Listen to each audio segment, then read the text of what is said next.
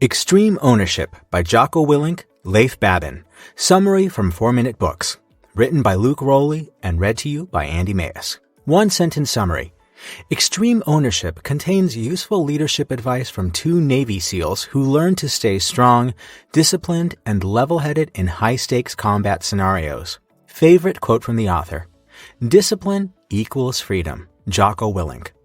War sounds scary and brutal. We watch depictions of it on the movie screen for entertainment, but we often don't consider what really happens on the battlefield. One of these aspects that you probably didn't consider is the leadership skills that soldiers learn while bullets are whizzing past their ears. Being a leader sometimes feels as extreme as leading a company of troops into a war zone. Thankfully, many of us don't have to go into battle, but we still must make decisions that affect our clients and employees.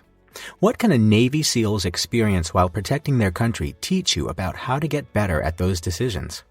That's what authors Jocko Willink and Leif Babin are here to do in Extreme Ownership, How U.S. Navy SEALs Lead and Win. These 2 will bring the management lessons of the battlefield right into your workplace. That means you don't have to dodge bullets in another country to learn how combat experience can help you become a better leader. Here are 3 lessons I've learned about leadership from these Navy SEALs. 1.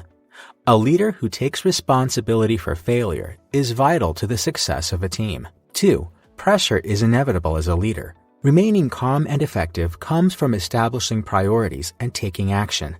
3. Managing risks before they pop up is a key attribute of great leaders. I hope you're looking forward to learning from some of the top leaders in the world. Let's go. Lesson 1. A team's success depends on the leader's willingness to take blame for failure. It's 2012, and Jocko Willink finds himself in Ramadi, Iraq, leading a SEAL task unit. When the team starts taking heavy fire from what they thought was the enemy, a soldier loses his life. To their horror, the group later learns that bullets from their assumed enemy were actually friendly fire from another unit. What was Willink to do, seeing as he was the ranking officer in the operation?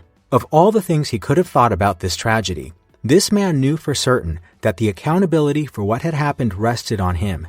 Interestingly, his level of responsibility for the event ended up saving Willink's job. Because his superiors knew that leaders make mistakes, but the best ones take accountability for them, they let him remain in command.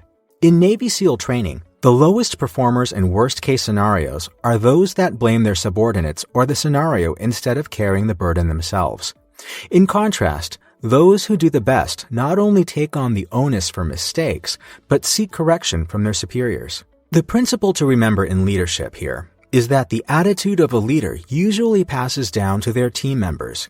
If management won't take responsibility for mistakes, their employees won't either, and nobody goes anywhere. But for those leaders that wholly take accountability for problems, their team members are willing to do the same. Everyone becomes more efficient when a leader has a positive outlook on their role in the good and the bad. Lesson 2. Identify priorities and take action on them one at a time to remain efficient when the pressure mounts. Imagine that you're deep in enemy territory and a comrade suddenly falls 20 feet after stepping on a tarp that he thought was a roof. Now you've got an injured soldier and your team is at risk of being harmed. What's more, there's an enemy bomb at the exit of the building you're in. What do? You might think, don't panic, and you'd be right. But how do you go about that? It's as simple as prioritize and execute, as the SEAL training teaches. This principle is further explained by the SEAL's mantra of relax, look around, make a call. The key to executing effectively under pressure is to take a look at each priority and handle them one at a time. That means your first act will be to decide what must be taken care of first. In the scenario above, Babin prioritized his team's safety, then taking care of the soldier that fell, and finally making sure all of his men were present. His process of slowing it down and taking a step back mentally helped him do his job in spite of intense pressure. Business is the same way. When the tension mounts and you have to make decisions quickly, start by identifying your highest priority. Then make sure that your team knows what this is and seek their input for solutions. Finally, concentrate your efforts on the implementation of your plan. Now, before we get into lesson number 3, I'd like to give a quick nod to Reading.fm, the amazing people behind the audio for this and all the other videos on our channel. Reading.fm is your personal blog radio where you can listen to your favorite articles and essays from around the web, narrated by real, human professional voiceover artists. Use the link below to sign up for free and start listening to more summaries from 4-Minute Books as well as your favorite blogs right away. Okay, now let's dive into lesson number 3. Lesson 3. Effective leaders mitigate risks before a mission or project begins. One experience one of the authors had was a mission to rescue an Iraqi taken hostage by Al-Qaeda. Not long before the mission, his intelligence officer let Babin know that the hostage was guarded by machine guns in bunkers and surrounded by explosives.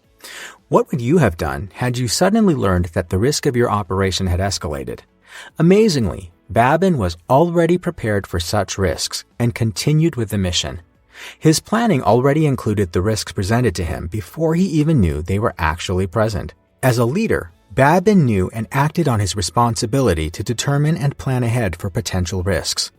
Because of his diligence to his position, the team was ready to move ahead with the operation without any delay. Babin now uses this as a training scenario when bringing up new soldiers. In a management position, you are responsible to know the hazards ahead of any project you take on. Your preparation for these inevitable inconveniences will help guarantee success for your team. And even though some risks are more difficult to plan ahead for, you can still win by focusing on what you can control.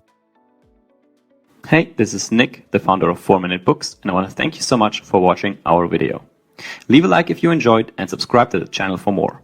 You can also visit us at 4minutebooks.com for hundreds of free book summaries, each of which will make you smarter in 4 minutes or less.